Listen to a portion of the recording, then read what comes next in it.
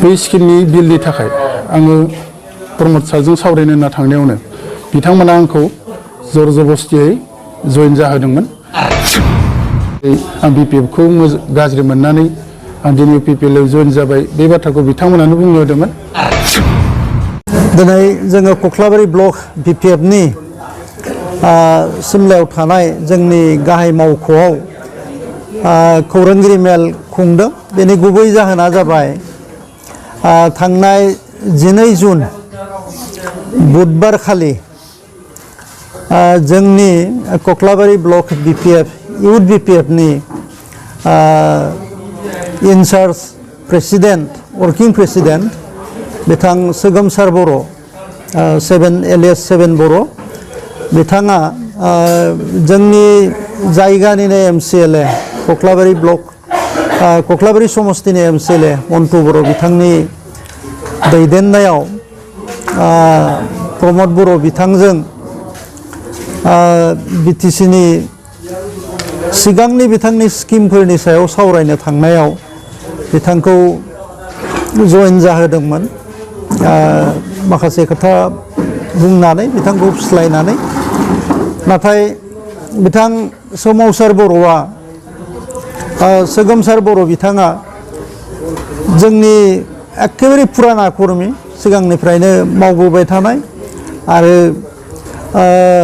सेंग्रा आफादनि इउथनि बिबानगिरि महरै बिथाङा गोबाव सम खामानि मावबोबाय थादोंमोन। बिथाङा बिथांनि गोसो गोरबोआव BPF दोलोआ बा BPF दोलोनि मावनायफोरा BPF दोलोनि सान्थौ गासैबो हाबनानै दङ।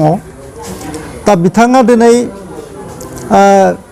12 तारिखआव जइन जानायनि उनाव 13 तारिखनिफ्राय बिथाङा जोंजों पुनर कन्टेक्ट खालामफिनो जे आङो बहाय फैनानै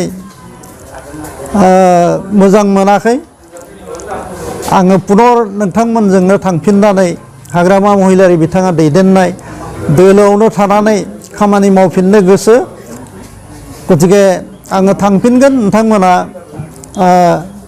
आंखौ एक्सेप्ट खालामनानै लाफिननांगौ।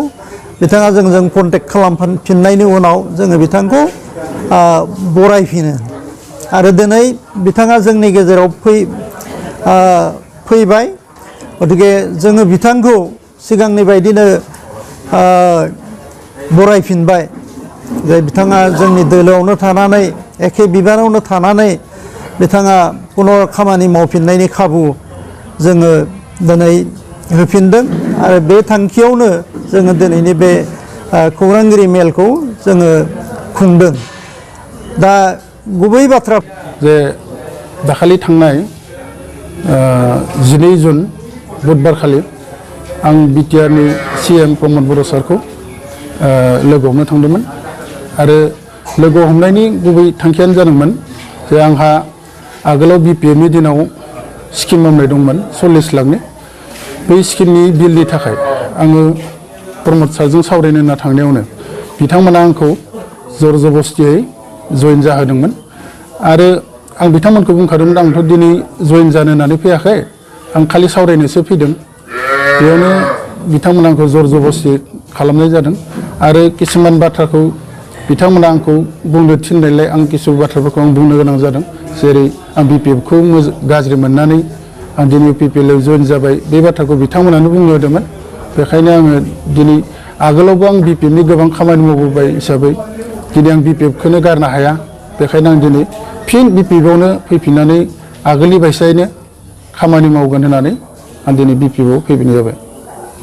जिहेतु नोंथाङा पुराना बिलखौ बहननो होनना थांदों, बेयाव मा फोरमायदों बिथांमोना? जइन जाबासो होगोन होनना फोरमायदों? बिथांमोना बेफोरखौ जेबो सावरायालासिनो आंखौ डाइरेक्ट गामसा गावसोरनि आर'नाइ फालिखौ गानहोदों। बेफोरखौ खुनु सावरायनायानो जायाखैमोन। दा फैबाय थानाय समाव मा सानदों नोंथाङा? आङो फैबाय थानाय समाव BPF नि आगोलनिफ्रायनो जिहेतुके आं BPF कर्मिखा, दाबो BPF नि जानानै आं खामानि मावलांबाय थागोन आरो उनावबो मावलांगोन। आरो नोंथांजों लोगोसे साथाम-साब्रैसो जइन जादों होनना फोरमायदों। आंजों लोगोसे रुबुल राफा होननाय गथ'खौबो बिथांमोना जरजबस्ति सोफादों। नाथाय आंजों गासै 7 बे 7निनो लास्टआव आं 3 गथ'खौ जिहेतुके आं जइन जानो होननानै थांखायाखैमोन, लिंलाङाखैमोन, बिसोरखौ आङो साइडआव दोनखानाय जादों आरो